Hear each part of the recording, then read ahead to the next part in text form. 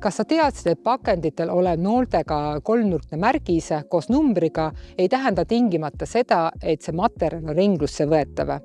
Jah, nooled tekitavad siin segadust, aga see märgis lihtsalt näitab, millisest materjalist see toode valmistatud on. Näiteks plastid on tähistatud numbritega 1–7, aga number 7 ei ole ringlusse võetav. Ja nüüd jäätmestatistika juurde. Aastal 2024 tekkis Eestis veidi üle 14 miljoni tonni jäätmeid, mis on kolmandiku võrra vähem kui 2 aastat tagasi. Peamiselt ehk 83% jäätmetest tekkisid põlevkivitööstusest, kaevandusest ja ehitussektorist. Prügilatesse ladestati 39% jäätmetest ehk üle 5 miljoni tonni. Liikudes lähemale aga meie igapäevaelule, siis kodumajapidamised tekitasid esmasel hinnangul 514 000 tonni olmejäätmeid, mis on sisuliselt sama palju kui aasta varem. Selles ringlusse võeti 36%, põletati 42% ja ladestati 13%. Hea uudis on, et liigiti kogumine kasvab.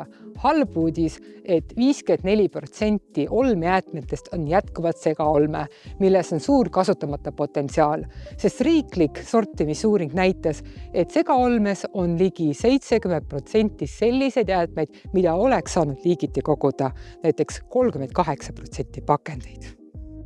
Teisisõnu, kui jäätmeid sorteeritaks korrektselt, siis see kortermaja siin võiks oma suure segaolme konteineri vahetada sellise väiksema mahuti vastu ja maksta oluliselt vähem. Liigiti kogumise kasvu tõendavad selgelt toidujäätmed, sest et aastal 2024 tõusis liigiti kogumine 37% selles osas. Kahjuks on siin üks tilk tõrva meepotis, sest et uuring näitab, et liigiti kogutud toidujäätmetes on 19% võõriseid ehk jäätmeid, mis ei tohiks sinna kunagi sattuda. Ja peamiselt on need pakendid. Sama mure on ka pakenditega. Segapakendid sisaldavad keskmiselt 15% võõriseid ja avalikud kogumispunktid nagu see siin isegi 2 korda rohkem kui isiklikud pakendikonteinerid. Pakendite teke ise on aga langenud. Aastal 2023 tekkis 190 000 tonni pakendeid, mis on 9% vähem kui 5 aastat tagasi. Plastpakendite teke on ka langenud keskmiselt 7% aastas, kuid aastal 2023 tõusis see 4%.